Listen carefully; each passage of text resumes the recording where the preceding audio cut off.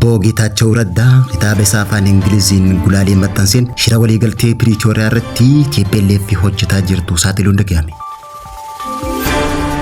Bara mootummaa wayyaaneen aangoo irra jirtutti hoogganaan dhaabbata Miiteek Jeneraal Kinfee Daanyaachaw Tigraay akka Eertiraatti walabummaa isii labsachuu dandeenya jechuudhaan dubbachuun dhagahame.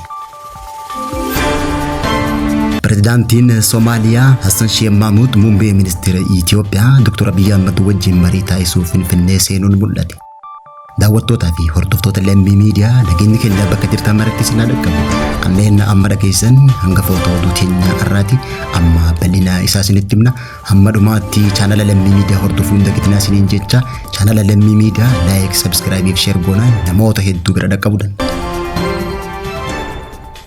Pirezidaantiin bulchiinsa yeroo Tigraay duraaniitii fi yeroo ammaan tana waajjira ministeera muummeetti gorsaa ministeerota abbaa Afrikaa obbo Geetaachoo Raddaa barruu xiinxalaa afaan Ingiliffaa kibxata dabree mata duree Itoophiyaa Pretoria Stop the War Politics is Imperiling the Peace jedhu maxxanseen haala dirqisiisaa waliigaltee Pretoria irratti mallattaa'ee fi shira siyaasaa yeroo ammaan tana nagaa dhabsiisaa jiru bal'inaan ibse hooggansi dulloomaan TPLF qajeelaa aangoo malee fedhii waliigaltee hojiirra oolchuu kan hin qabne ta'uu ibse. Obbo Geetaachoo Raddaa kitaaba isaa afaan Ingiliffaan maxxanseen yeroo jilli Tigraay gara Piriitooriyaa deemu mariisisuuf yookaan daldaluuf odoo hin taane ajaja cimaa ajaja jiddu galeessaa Tigraay irraa kennameen waraana dhaabuuf kan ture miti jechuudhaan haa ta'uti malee qajeelfamni haal duree tokkolleen odoo hin guutamin wallabdee dhaabuuf waliigaluun sunuu balaa amma dhufte tanaaf haalli waliigaltee yeroo sanii sirrii akka hin taane obbo Geetaachoo Raddaa ibse. Yeroo san dura ta'an TPLF Dabratsiyoon Gabramikaa'el waliigaltee malee waraana akka hin dhaabne ajaja kallattiin kennaa turullee beeksise. Dhiyeenya kana immoo Dabratsiyoon Gabramikaa'el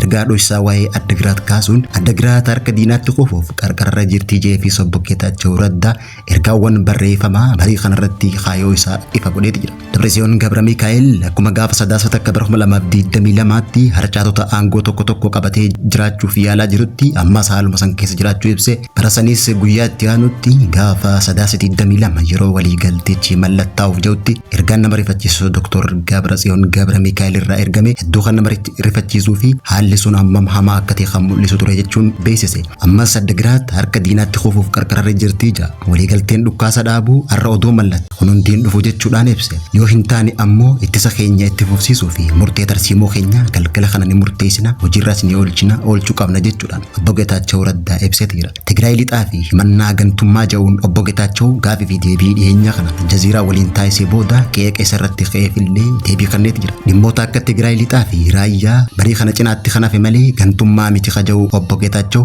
rakkoo jiru mariiyyoo furame hordofuun akka danda'amu ibseeti jira. Dhimmoonni baay'een miira namaa kakaasuu fi itti yaadanii qabxiilee marii jalqabaa keessa hafaniiti jiru kaja'u obbo Geetaachoo Raddaa sababa isaatis salphaa ture yoo mariin kun kufe bu'aan isaa jiraachuu ta'a jechuun ibse. Bu'aan isaa bu'aa jiraachuu ta'a jechuudhaan ibse. Kana malees obbo Geetaachoo Raddaa yeroo ammaan tanatti waliigaltee Piriitooriyaa akka meeshaa wal dhabdee keessatti itti fayyadamaa jiru jechuudhaan warri naannichaa tasgabbeessuu odoo hin taane kunis nagaa balaadhaaf saaxilaa jira jechuudhaan murna TPLF kanneen yeroo ammaan tana waliigalteen Piriitooriyaa hojiirra hin oolle jechuudhaan ajandaa biyyattii taasisaniis qeeqeeti jira.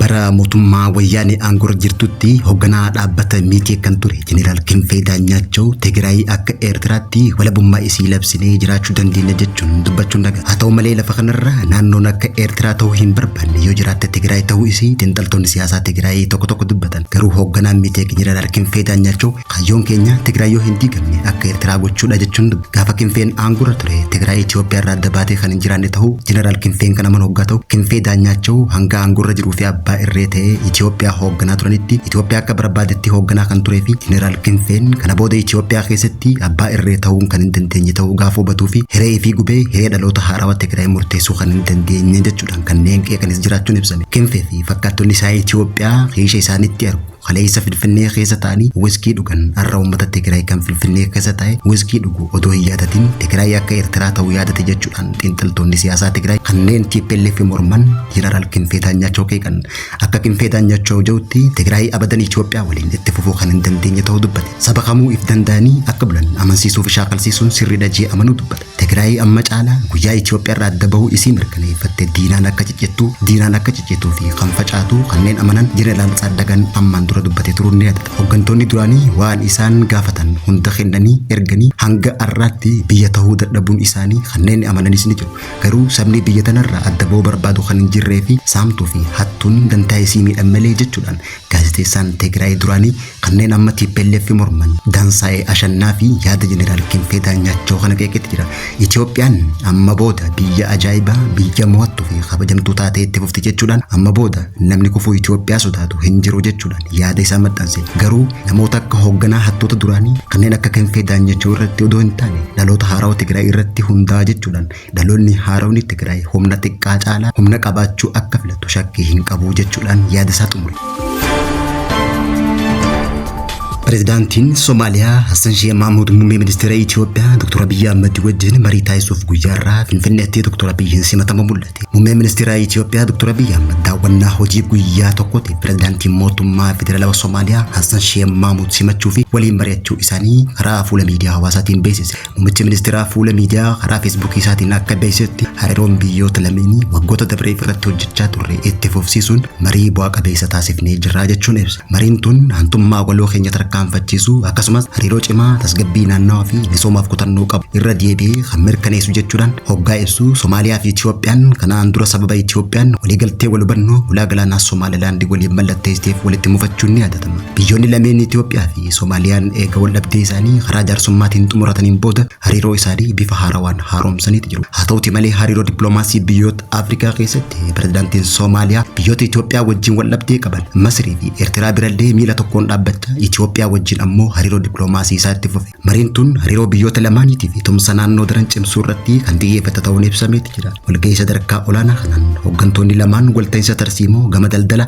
investimentii fi misooma diinagdee irratti qaban guddisuun danda'amu irratti mari'atanii jiraachuun ibsan. Gaafa Afrikaa keessatti nagaa eegsisuu fi tattaaffii waloo cimsuu irratti kan xiyyeeffate hoggaa ta'u qormaata naannoo kanneen akka shororkeessummaa yakka biyyoota ollaatiif tasgabbii dhabuu siyaasaaf deebii qindoominaan kennuunis barbaachisaa ta'uu ibsan. Daawwattootaa fi hordoftoota lammii miidiyaa irraa oduun yeroo kana akka malee dhiyaannee kan hanga ammaatti hordofaa turtanii turtii gaarii.